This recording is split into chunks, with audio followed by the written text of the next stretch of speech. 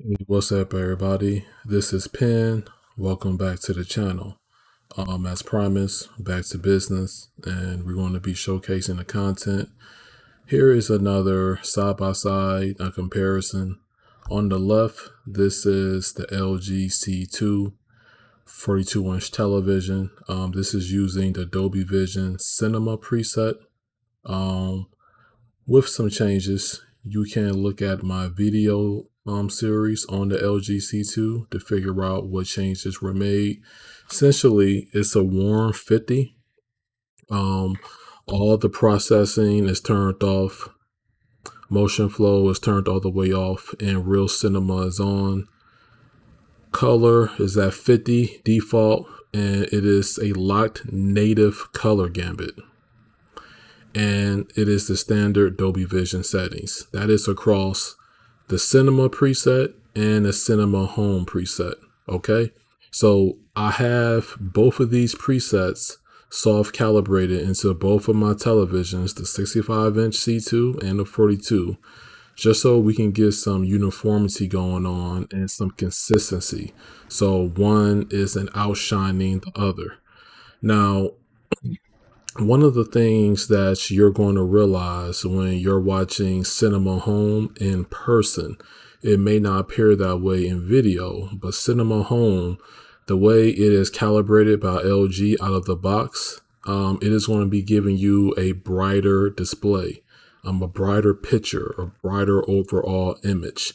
If you believe that the cinema gives you black crush, or it crushes the shadows, especially in those darker scenes when you're watching TV shows or movies, you can try Cinema Home. Cinema Home looks fantastic in the daytime with the lights on, and it looks spectacular with the lights off or in a night or a pitch black environment. Um, you can't go wrong with either one. It just depends on your preferences. Cinema is going to give you a dimmer image, but you may notice that your colors are going to be more accurate. They're going to be more lifelike. They're going to be more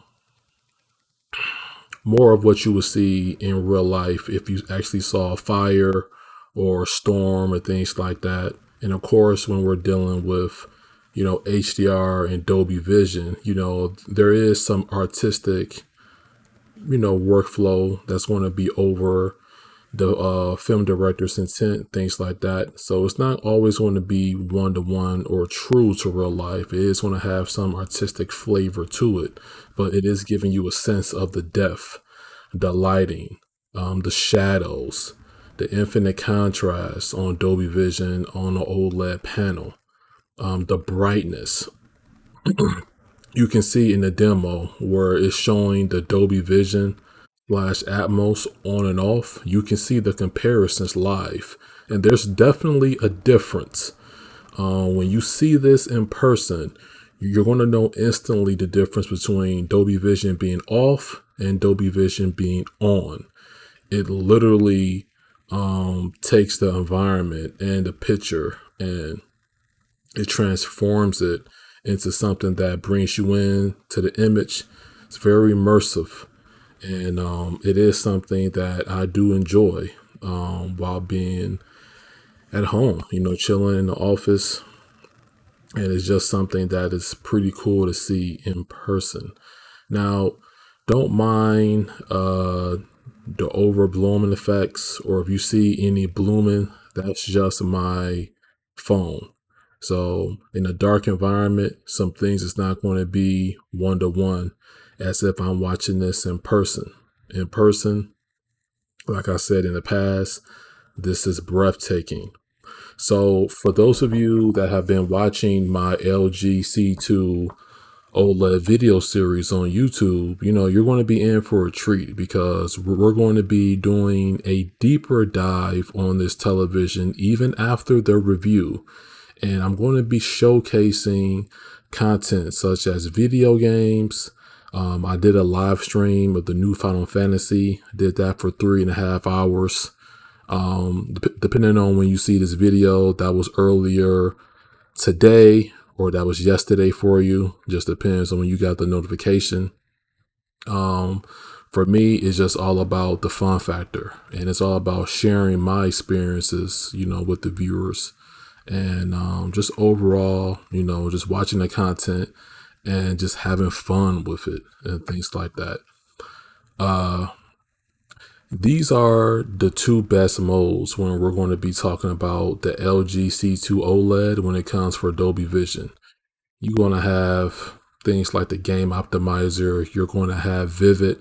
A lot of people don't recommend vivid mode on your television because it oversaturates the colors, and some purists will say that it destroys the picture quality, it destroys the image. Where I think vivid, the color is at like 70 or 75.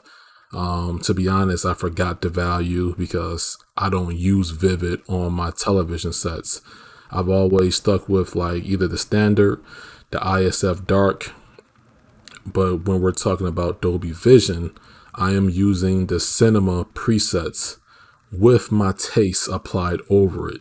Once again, you can catch those videos on my channel where I go in depth a little bit so that when people purchase these televisions, when they spend their hard-earned money and perhaps they are getting a warranty on top of that, they don't have to necessarily go out and pay $400 to $600 plus for a calibration when they can just dial in some settings and just get something that isn't 100% accurate, but they're getting a nice looking image.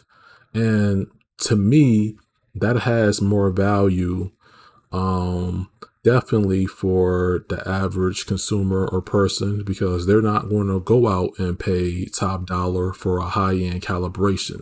That just isn't realistic. So on this platform, I just offer alternatives for people that spend their hard-earned money so that they can get the best value and one of the best picture qualities out of their television sets. See, that's what it's all about. It's about sharing the information and, just being helpful to your community and for the viewers that choose to rock with you. And that's what I like about the AV community here on YouTube. There's a lot of support, way more love than hate for sure. And just looking to expand the brand, try out some new things. This side by side, this comparison style is something that new that I've been doing lately. Been thinking of some stuff in the background. And when you purchase this television, the one thing that I'm going to promise you, if you check into my content, is that you're going to get that picture pop. There's a mixture of a picture pop where you may not want to oversaturate the colors, but you just want to dial some color in while still keeping some of the presets. Some of you are really going to like Cinema Home, and some of the purists that's out there is going to really like Cinema. Cinema is a dimmer image. Cinema Home is brighter.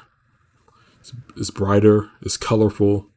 There's no black crush in any scenes.